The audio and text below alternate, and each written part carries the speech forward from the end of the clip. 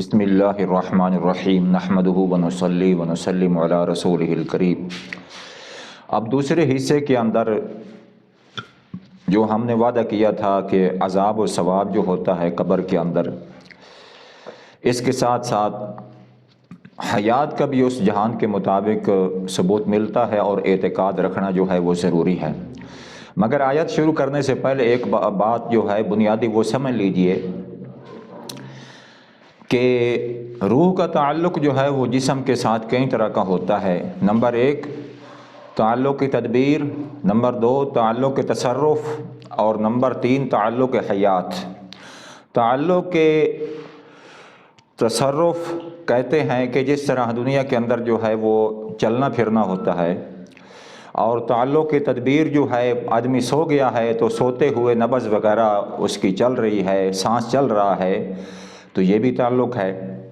دنیا کے اندر انسان جب چلتا پھرتا ہے تعلق تدبیر بھی ہے، تصرف بھی ہے، تعلق حیات بھی ہے۔ اور یہ یاد رکھیے جیسے جیسے روح آزاد ہوتی ہے اتنا ہی اس کی طاقت جو ہے وہ بڑھتی چلی جاتی ہے، کمزور نہیں ہوتی۔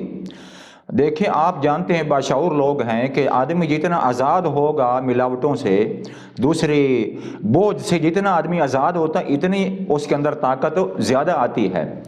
تو دنیا کے اندر چونکہ روح کو زیادہ کام کرنے پڑتے ہیں، زیادہ تعلقات ہیں، تصرف بھی ہے، تدبیر بھی ہے اور حیات بھی ہے، تو اب اس کی پاور زیادہ ہوگی۔ اور جو ذمہ داریاں کم ہوتی چلی جائیں گی اس کی پاور جو ہے وہ بڑھتی چلی جائے گی۔ یہی وجہ ہے کہ آدمی جب سو جاتا ہے تو سوتے ہوئے جو روح کی طاقت ہوتی ہے اور پرواز کرتی ہے اور سیر کرتی ہے وہ دنیا کے اندر نہیں کر سکتی۔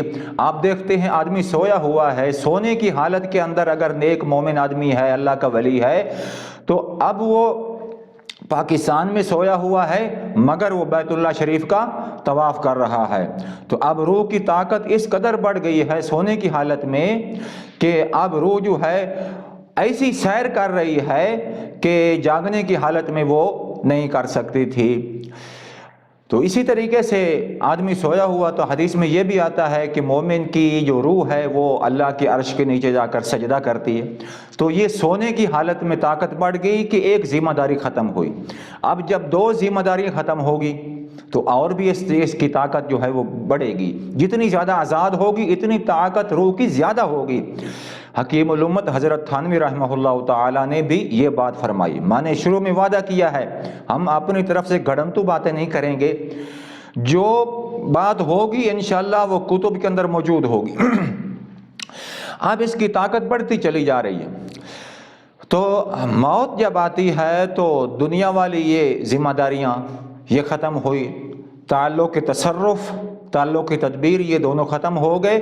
مگر تعلق تدبیر تصرف ختم ہونے کا یہ مطلب نہیں کہ تعلق حیات بھی ختم ہو گیا، اب تعلق حیات جو ہے وہ باقی ہے۔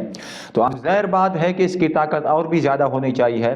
بہرحال جو آیت کریمہ ہم نے پڑھی ہے من اعرض عن ذکری فإن له معیشۃ ضنکا ونحشرہ یوم القیامۃ اعمی، اس آیت مقدسہ سے عذاب کے لیے جو ہے وہ حیات ثابت ہو رہی ہے۔ تو اللہ تعالیٰ ارشاد فرماتے ہیں کہ جس نے اعراض کر لیا میری یاد سے، میرے ذکر سے منہ موڑ لیا، تو ہم اس کی زندگی تنگ کر دیں گے، اس کی زندگی تنگ ہو جائے گی۔ اب دیکھیں یہاں پر دو لفظ ہیں، ایک زندگی ہے ایک تنگ ہے۔ اس کے بارے میں مفسرین کے تین اقوال ہیں۔ ایک یہ ہے کہ تنگ زندگی سے مراد دنیا والی زندگی اللہ تعالیٰ تنگ کر دیتے ہیں جو اللہ کی یاد سے منہ موڑ لیتا ہے۔ دوسرا قول یہ ہے کہ قبر کی زندگی تنگ ہو جاتی ہے۔ تیسرا قول یہ ہے کہ قیامت والی زندگی تنگ ہو جاتی ہے۔ تو تینوں اقوال ایک دوسرے کے معارض اور متضاد نہیں ہے، تینوں اکٹھے ہو سکتے ہیں کہ جو اللہ کی یاد سے منہ موڑے گا دنیا کی زندگی بھی تنگ ہوگی، قبر کی زندگی بھی تنگ ہوگی، قیامت کی زندگی بھی تنگ ہوگی۔ مفتی شفیع صاحب رحمہ اللہ تعالیٰ فرماتے ہیں، کئی جگہوں پر فرماتے ہیں یہ جو مختلف اقوال ہوتے ہیں نا، یہ آپس میں یہ ضروری نہیں کہ یہ ایک دوسرے کے مخالف ہوں، جمع بھی ہو سکتے ہیں، جمع ہو سکتے ہیں، اور یہاں بڑی آسانی سے جمع ہو سکتے ہیں۔ مطلب یہ ہے کہ جس نے اللہ کی یاد سے منہ मुंह मोड़ा उसकी दुनिया की जिंदगी भी तंग होगी, कब्र की जिंदगी भी तंग होगी और क़यामत की जिंदगी भी तंग होगी। अब दुनिया की जिंदगी की जो तंगी है, आप बताएं कि क्या वो जिस्म के बगैर है? दुनिया की जो तंगी है वो भी रूह जिस्म दोनों के साथ होगी। कब्र की जो तंगी होगी वो भी रूह जिस्म, कब्र की जिंदगी की तंगी, जिंदगी का लफ्ज़ भी साथ रखें, कब्र की जिंदगी की जो तंगी होगी वो भी रूह जिस्म के साथ होगी। क़यामत के रोज़ जो तंगी होगी वो भी रूह और जिस्म के साथ होगी। ये तीनों अक़वाल जमा हो गए। हाँ, ये बात ज़रूर है कि दुनिया की ज़िंदगी की कैफियत और होगी, जैसा कि मैंने अभी अर्ज़ कर दिया, ज़हरी ज़िंदगी इसकी कैफियत और है, और वो पर्दे के अंदर है, ये ज़हर के अंदर, फ़र्क तो साबित हो गया। उसकी कैफियत और है, क़यामत वाला दिन और कैफियत होगी, लेकिन रूह जिस्म दोनों के साथ होगी। ये तो इस सूरत में है कि अगर इन अक़वाल को ले लिया जाए तो फिर भी कोई तारुज़ नहीं, मगर जो मैं पेश करने लगा हूँ कि इससे मुराद, तंग ज़िंदगी से मुराद कब्र की ज़िंदगी है, इसकी तायीद हदीस से होती है। हज़रत अबू हुरैरा रवायत करने वाले हैं, मुस्नद अबी याला के अंदर ये रवायत मौजूद है, अल्लामा इब्न कसीर ने भी नकल की है, मुस्नद बज़्ज़ार के अंदर कई संदों के साथ जो है इसको नकल किया गया है। हज़रत अली अल मुर्तज़ा भी रवायत कर रहे हैं, तफसीर कुर्तुबी के अंदर है। तो वो फरमाते हैं कि हुजूर पाक अलैहिस्सलातु वस्सलाम ने इरशाद फरमाया, अतदरून मल मईशा, ऐ मेरे सहाबा क्या तुम जानते हो कि तंग जिंदगी से मुराद क्या है? क्या मतलब? यानी अल्लाह ने जो कुरान में फरमाया है कि जो मेरी याद से मुंह मोड़ता है मैं उसकी जिंदगी तंग कर देता हूँ, इस तंग जिंदगी का मतलब जानते हो? तो हुजूर अलैहिस्सलातु वस्सलाम ने खुद पूछा सहाबा इकराम से, सहाबा इकराम ने जवाब दिया, अल्लाह व रसूलुहु आलम, अल्लाह और उसके रसूल ही बेहतर जानते हैं। गौर फरमाएं, यहाँ एक और बड़ी नुक्ते की बात है। सहाबा इकराम को जब तसल्ली नहीं होती थी तो वो यही फरमाते थे, अल्लाह और उसके रसूल बेहतर जानते हैं। ढकोसले नहीं मारते थे अपनी तरफ से कि अब हुजूर ने सवाल किया है, हमने जवाब ना दिया तो हमारी बेइज्जती हो जाएगी कि इनको ये क्या आलिम है, इनको आता नहीं। इससे ये भी मसला साबित हुआ कि जब मसले का पता ना हो तो साफ कह देना चाहिए, ला अदरी भाई मुझे नहीं पता, मैं तहकीक कर लूँगा।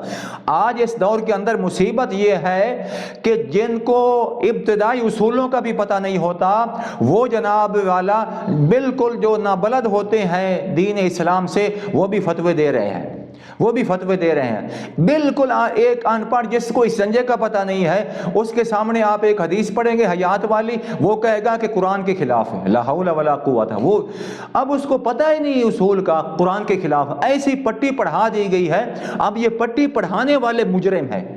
इन अवाम के अंदर ये बातें कहाँ से आ गई?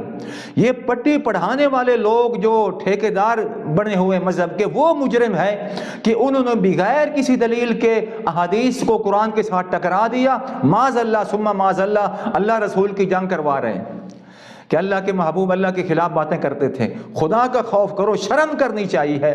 ये क्या क्या क्या जो है ईमान लोगों के ईमान को, मुसलमानों के ईमान को बर्बाद किया जा रहा है। तो मैं अर्ज़ ये कर रहा हूँ कि सहाबा इकराम ने ढकोसला नहीं लगाया, या रसूलल्लाह आप ही बेहतर जानते, आप फरमा दीजिए।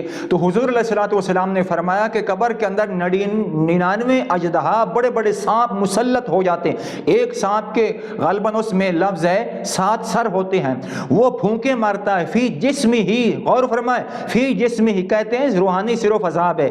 अब इसमें क्या हदीस पाक में आ रहा है? अगर किसी को जुर्रत है तो इसकी सनद पर एतराज़ करे, इसका जवाब देने के लिए हम तैयार हैं।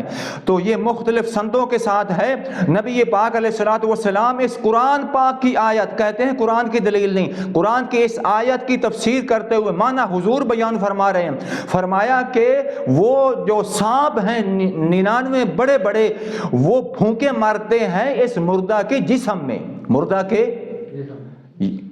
रूह में, रूह पर नहीं, इसके जिस्म में जिस्मानी अजाब साबित हो रहा है और जिस्मानी हयात साबित हो रही है। इस दुनिया वाली कब्र की जो हयात है वो साबित हो रही है। इसके जिस्म में फरमाया फूंके मारते रहते हैं और इसको डसते रहते हैं, इस तरीके से इसको अजाब होता रहता है। तो ये आयत मुक़द्दसा साफ तौर पर बतला रही है कि मरने के बाद जो अजाब सवाब का मामला है, उस मामले के अंदर, उस अजाब के अंदर, ये दुनिया دنیا والا جسم جو ہے وہ شریک ہے، اور اس عذاب کے ساتھ ساتھ حیات کا اعتقاد بھی قرآن واضح کر رہا ہے۔ تو یہ دلیل نمبر 1 قرآن پاک سے آ گئی کہ عذاب و ثواب کے اندر جسم شریک ہے، اور حیات بھی قرآن پاک سے ثابت ہوئی۔ اللہ تعالی عمل کی توفیق عطا فرمائے۔